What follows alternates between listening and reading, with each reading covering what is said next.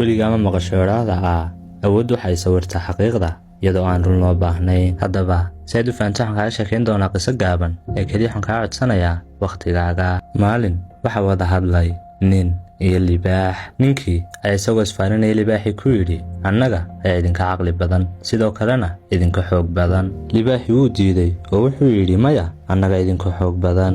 iyagoo sidii u doodaya ayaa waxay soo gaadheen meel uu yaalo sawir gacmeed muujinaya nin geesi ah oo legday libaax dhulkana dhigay. ninkii baa dhoola caddeeyey, yidhina bal eeg, tana caddayn kuugu filan oo sawirku wuxuu muujinayaa in aadanuhu ka adag yahay libaaxa. libaaxii ayaa si deggan ugu jawaabay, haa, laakiin haddii ay libaaxyadu yaqaanaan sida wax loo sawiro, waxaad arki lahayd sawiro badan oo muujinaya libaax cagta marinaya nin. ogow, taariikhda, wararka iyo guuluhu waxay qurxiyaan ciddii awood leh. mar kastana qolada codka dheer leh ayaa inta badan maamusha sida dhacdooyinka loo tabiyo. tusaalena waxa kuugu filan.